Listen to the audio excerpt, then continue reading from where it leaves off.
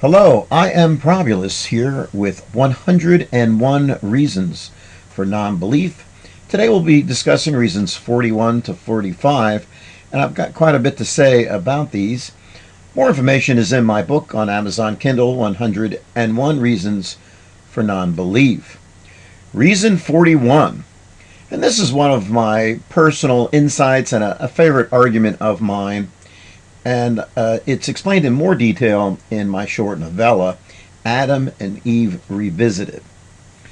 Now, essentially, assume you are a deity and your favorite creation are termites.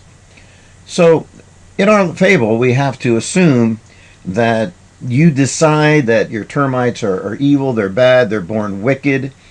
And so, the only way to fix this problem is to come down into the world of termites, have termite sex, become a termite baby, learn how to eat wood like a termite for roughly 30 years. There's no really record of you being a termite, but essentially you live among the termites.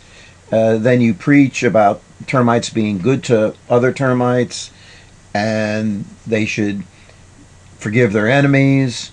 They should take care of poor termites.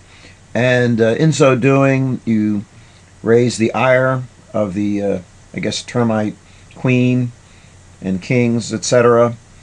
Eventually, you're killed as a termite. You come back from the dead, and it basically shame all termites for the rest of eternity to believe that you are their deity, that they're sinful and evil, and all they have to do is just believe you existed and follow all your teachings, which of course you never wrote down, and they will live forever in paradise. Now, you can take this and make it dogs. You're a dog trainer, and then you decide 7 out of 10 dogs are biting you, and they're bad and evil and sinful. So you torture 7 out of 10 dogs because you're a bad dog trainer. It's the dog's fault. Blame the victim. Number 20, you can change this. Basically, the analogy would be better if your favorite creation was an amoeba, because we are more like an amoeba to a timeless space entity that can literally create matter, energy, and time with a thought. So the fable just becomes so ludicrous and absurd on this level.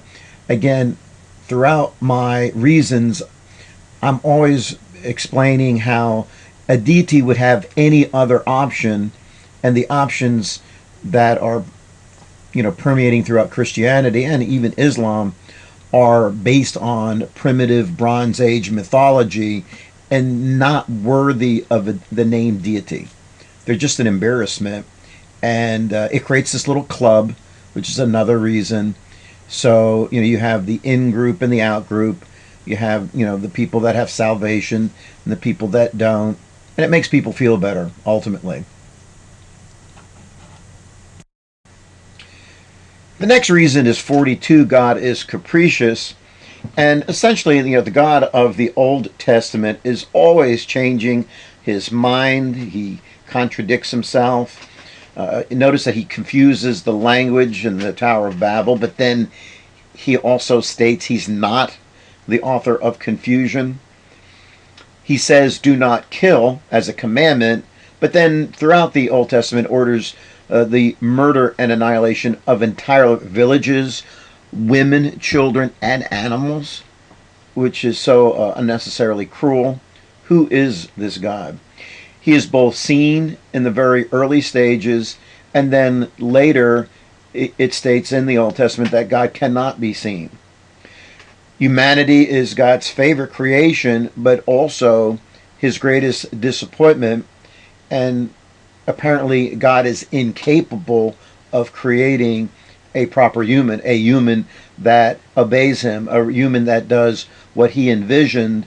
So the question is God a slave to probability?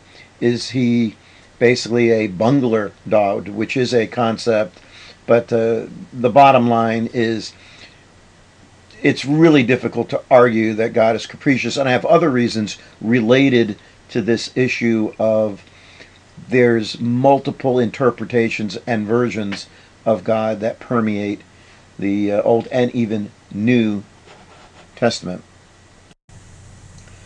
Reason 43, evolution. Now, this is really a category, and I have about a dozen specific areas or unique kind of factoids or examples in evolution. And understand that evolution per se does not negate belief in either a deity or religion.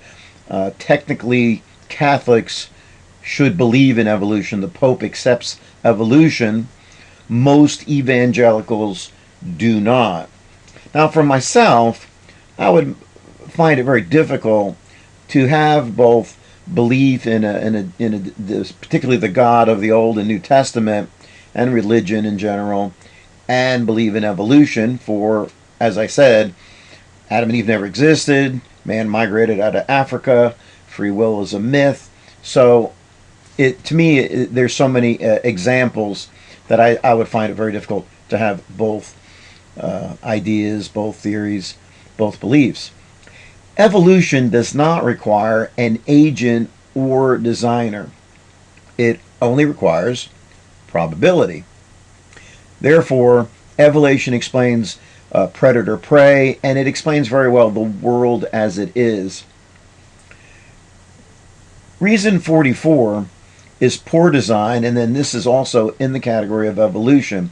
Now, the faithful love to talk about how beautiful a sunset is, or what a great invention the human brain is.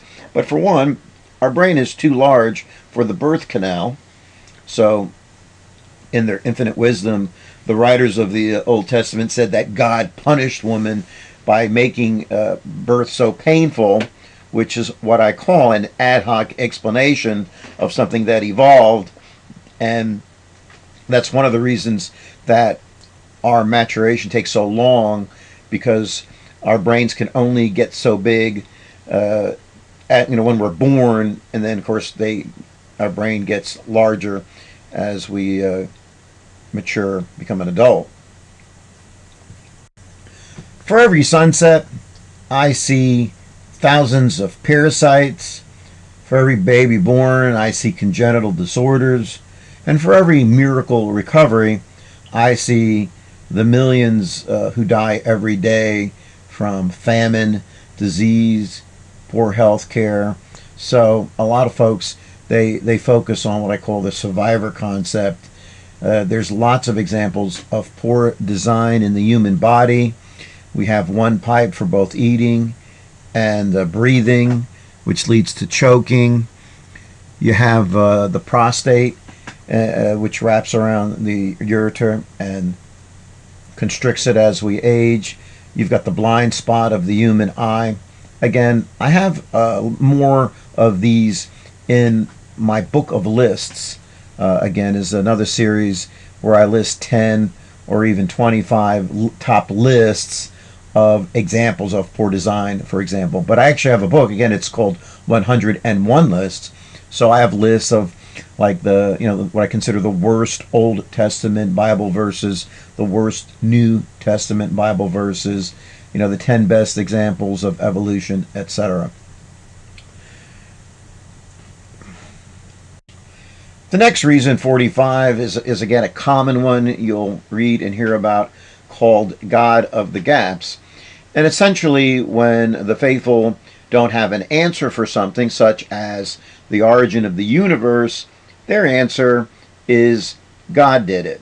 And it's inserting a supernatural explanation when a perfectly natural one, part that's within the scope of physical sciences, should be sufficient. Now, just the fact that we can't really explain it well just means it's something we haven't discovered yet.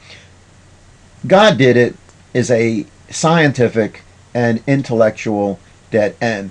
It does not promote science and discovery. It's based on superstition. Now, again, this concept of God of the Gaps, it relates again to both the origin of the universe and life. There are many theories. We don't exactly know. It relates to design. It relates to the concept of fine-tuning of the universe, essentially why are we here. It also relates to the fact that we are in what they call the Goldilocks zone of planets. It doesn't address how there are billions of lifeless solar systems and planets out there. So once again, it's all about probability.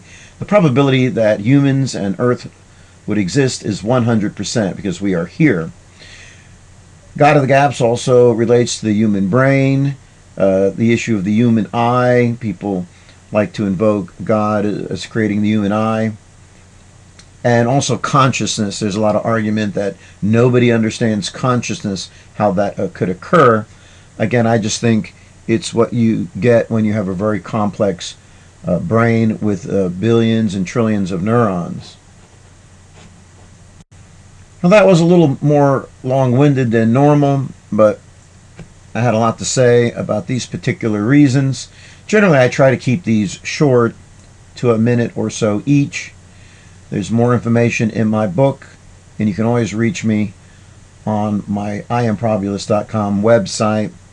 I thank you for visiting. Please like and subscribe.